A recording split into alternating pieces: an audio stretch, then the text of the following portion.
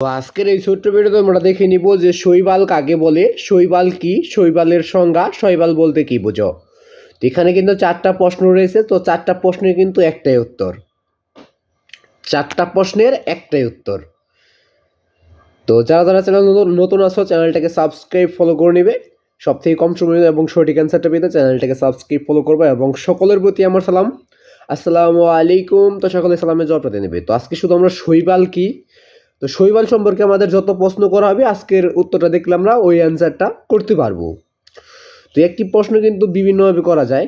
তো তুমি যদি ওই জিনিসটার পরিচয় এবং ওই সম্পর্কে যদি কিছু লিখে দাও তাহলে কিন্তু এটার উত্তর হয়ে যায়। রচনামূলক প্রশ্ন যদি আসে, সংক্ষিপ্ত, এইগুলো কিন্তু সংক্ষিপ্ত প্রশ্ন এরকমভাবে আসবে, যেগুলা এগুলো সংক্ষিপ্ত প্রশ্ন।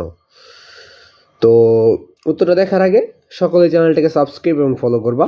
তো আরেকটি কথা, সেটা হলো যে এখানে একটা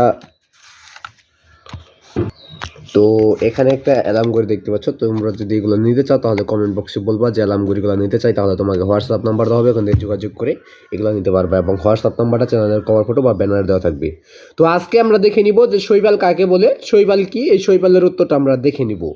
যদি অন্য কোনো কিছু লাগে সেটা কিন্তু কমেন্ট বক্সে বলে যাবা যে তোমাদের কোনটা দরকার, তোমাদের যেটা দরকার হবে আমি কিন্তু ওইটাই দিয়ে দেওয়ার চেষ্টা করবো ইনশাল্লাহ।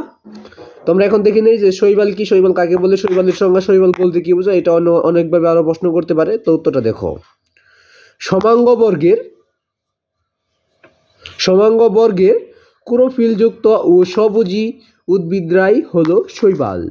সমাঙ্গ বর্গের ক্লোরোফিলযুক্ত ও সবুজি উদ্ভিদরাই হলো শৈবাল।